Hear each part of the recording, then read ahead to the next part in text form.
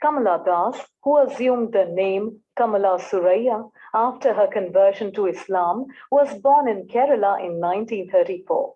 A prominent figure in Malayalam and Indian English literature, Das's Malayalam works were published under the pen name Madhavikutty. Here is a summary of the poem, My Mother at 66. In the poem, the poet describes her thoughts and emotions while traveling to the airport from her parents' house in Cochin. The poet is accompanied by her 66-year-old mother. On the way to the airport, she looks at her mother, who is dozing beside her in the car. The poet describes her mother's face as colorless, just like the face of a corpse. She realizes that her mother is now quite old, and the thought pains her. She tries to avoid these painful thoughts and turns her attention outside. In contrast to the pale and corpse-like appearance of her mother sleeping inside, she observes the healthy young trees on the roadside, which seem to be running backwards as the car moves ahead. She also sees merry children running out of their homes to play. The poet focuses on them in an effort to avoid thinking about her frail mother. After they reach the airport and the poet completes her security check, she turns around and looks at her mother again.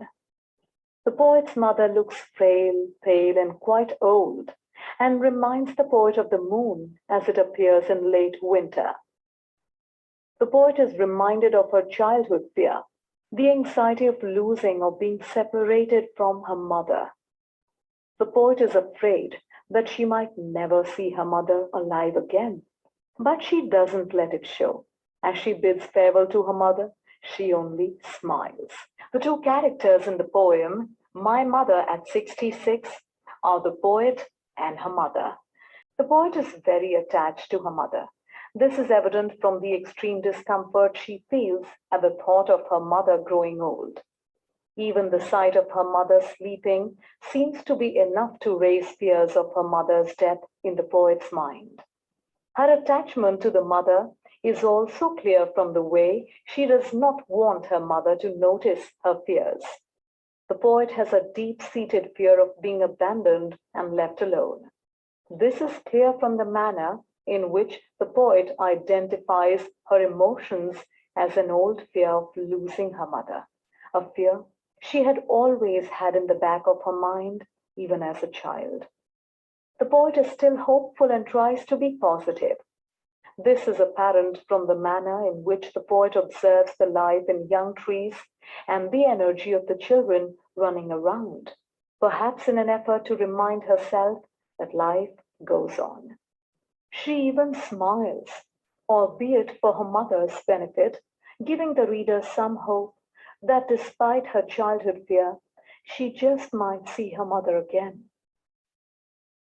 The poet's mother is 66 at the time the poem is written, is elderly and exhausted. The poet highlights this throughout the poem by comparing her face to a dying moon and by contrasting her to the youth and vitality of the trees and children the poet sees outside the car window. We can summarize that the poet's mother cares quite a lot for her daughter.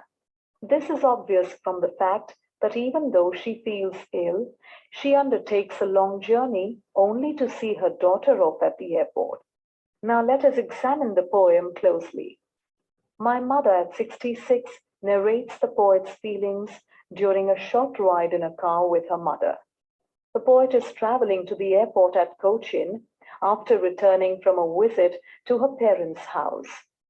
The poet is accompanied by her mother in the drive to the airport.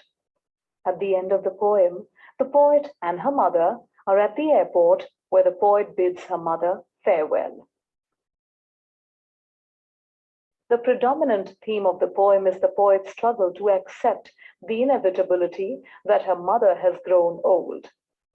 The poet is keenly aware of her mother's old age, and she struggles with the fear of her mother's death. Like everyone, the aging of one's parents and their death is a fear that the poet cannot comfortably face. The poem presents the turmoil within the poet's mind as she recognizes her fear of her mother's passing away, a fear that she has nursed since childhood. This is a fear that is common to everyone. Old age and eventual death are inevitable, as the poet realizes, and it must be acknowledged rather than ignored.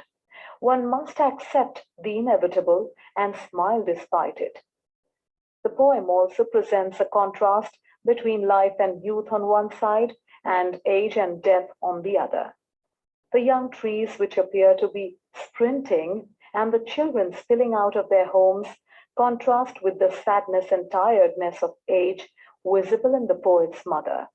This emphasizes that life and death will be ever present within this world. A fear of the future is yet another theme running through the poem. This fear is linked to the fear of loss, as the poet realizes at a very young age the future almost certainly holds the loss of her parents. Another theme that comes through strongly in this poem is that of familiar love. The poet is saddened by her mother's old and frail appearance and is troubled by thoughts of her death. The poet's mother, however, does not let her age stand in the way of accompanying her daughter to the airport, thus demonstrating the strong bond they share. The poet uses two very strong similes to highlight her mother's appearance. In these lines, the poet compares her mother's ashen face to that of a corpse to communicate the fear of her mother's death that is present in the poet's mind. The second simile used by the poet compares the poet's mother to a late winter's moon. The words late and winter serve to emphasize the old and decaying age of the poet's mother, while also, in an indirect manner, expressing the beauty that age possesses through the image of the moon. The poet personifies the trees that she sees outside the window. The young trees are spoken of as sprinting. The poet uses personification to draw a contrast between life and old age. The poet uses young trees and children playing as symbols of youth and continuing life.